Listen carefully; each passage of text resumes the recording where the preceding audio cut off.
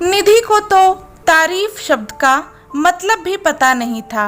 घर के सारे काम वो एकदम सलीके से करती थी।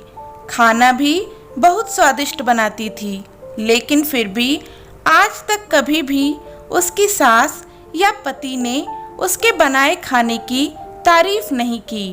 वह चुपचाप खाना खाते और उठकर चले जाते। कभी यह भी नहीं पूछते कि निधि ने खाना खाया या नहीं। इस बात का उन दोनों को कोई फर्क नहीं पड़ता था। सास को वह पसंद नहीं थी। उसके हाथों से जरा से भी भूल हो जाए तो सास तुरंत गुस्सा करती थी। उससे भी बुरी बात यह थी कि उसके पति और उसके बीच बातचीत ज्यादा नहीं होती थी। वह उस पर बिल्कुल भी ध्यान नहीं देता था। उसका एक छोटा देवर था जो परदेश में पढ़ने गया हुआ था। वह समय समय पर निधि को फोन करता था और उसका हालचाल पूछ लिया करता था। उसका फोन आने पर निधि को खुशी होती, क्योंकि एक वही था जिसके साथ बात करके वह अपना मन हल्का कर लेती थी। कुछ समय बाद देवर की पढ़ाई खत्म हो गई और वह घर आ गया। थोड़े समय में उसे एक अच्छी नौकरी भी मिल गई। निधि को बहुत खुशी हुई। नौकरी लगने के बाद उसकी सास अपने छोटे बेटे की शादी के लिए बातचीत करने लगी, पर देवर सभी रिश्तों को मना कर देता था। इस बात का दोष भी निधि की सास ने उस पर ही मढ़ दिया कि जरूर इसी ने कहा होगा मना करने को। निधि को चिंतित देखकर देवर ने अपनी माँ से कहा, मैं एक लड़की से बहुत प्यार करता हूँ और उसी से शादी करूँगा। देवर जी, यह बात तो पहले बतानी थी ना। निधि ने यह बात अपने पति को बताई। पहले तो उसके पति ने भी थोड़ी नानुकर की, लेकिन लड़की देखकर वह भी तैयार हो गया। सवाल बचा सास का, तो वह अपने छोटे बेटे का मन कैसे दुखा सकती थी। बाद में उन्होंने भी हाँ कर दी। निधि बहुत खुश थी। उसे लगा एक अच्छी सहेली आ जाएगी अब साथ देने के लिए, दिल के राज बताने के लिए। पर कैसी होगी देवरानी? रच बस जाएगी हमारे साथ इस घर में, या एक अलग दुनिया बसाने पर जोर देगी देवर जी को?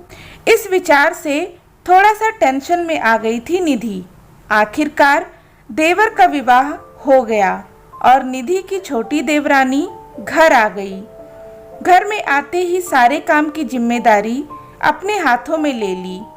अब सास ने अपनी छोटी बहू की ज्यादा ही तारीफ करना शुरू कर दिया और माँ जैसा प्यार भी उसे करने लगी। यह सब देख निधि की आंखों में आंसू आ जाते। वह सोचती, मैं भी तो यही सब काम करती थी, फिर मेरे साथ ऐसा बर्ताव क्यों? अब थोड़े दिनों बाद देवरानी पूरे घर पर राज करेगी और फिर मेरी जगह वहां कोने में होगी। अपने ही विचारों में खो गई निधि। उसकी देवरानी से निधि के मन के भाव छुपे ना रहे। उसने निधि का हाथ अपने हाथ में लेकर कहा, दीदी, मुझे सब पता है। मुझे अपनी छोटी बहन समझिए। देखना, बहुत जल्दी सब कुछ ठीक हो जाएगा। देवरानी ने पूरे घर की जिम्मेदारी तो ले ली, लेकिन हर काम में कुछ न कुछ बार बार भूल करती थी। फिर देवरानी निधि के पास जाती और मदद मांगती। ऐसा रोज ही होता था। यह सब देख सास गुस्सा हो गई कि मेरे रहते हुए वह बड़ी बहू से क्यों पूछती है। फिर सास भी रसोई में आकर काम करने लगी। धीरे धीरे वह छोटी बहू के साथ साथ बड़ी बहू से भी प्यार से बर्ताव करने लगी और प्यार से बोलने लगी। इस तरह से सास और दोनों बहुओं में अच्छी दोस्ती हो गई। सास उनकी भूल पर बहुत ही प्यार से समझाने लगी थी और आए दिन उन्हें कुछ नया जरूर सिखाती थी। अब तो सास अपनी दोनों बहुओं के साथ कभी शॉपिंग तो कभी फिल्म देखने जाया करती थी और दोनों को समान रूप से प्यार भी करती थी। घर का तो पूरा माहौल बदल गया था। इसके अलावा अपने भाई और उसकी पत्नी का रिश्ता देखकर निधि का पति भी उसके साथ अच्छा व्यवहार करने लगा। यह देखकर छोटी बहू बहुत खुश हुई। एक दिन निधि की देवरानी ने उससे कहा, दीदी, इस घर पर सबसे पहला हक आपका ही है। और उसने घर की सारी जिम्मेदारी निधि को दे दी। कुछ समय बाद उसके देवर की पदोन्नति हुई और उसका स्थानांतरण भी हुआ। अब निधि घबराने लगी कि देवरानी भी देवर के साथ परदेश चली जाएगी तो फिर क्या होगा। फिर से घर में वैसा ही माहौल हो जाएगा और उसके साथ वैसा ही व्यवहार होने लगेगा। इस बात से वह बहुत डर गई। देवरानी के आने से घर में कितना कुछ बदल गया था। घर का माहौल कितना बदल गया था।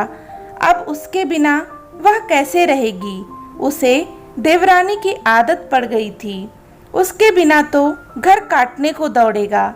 यह सब सोचकर निधि चिंतित हो उठी। यहाँ देवरानी की हालत भी उसी के जैसी थी।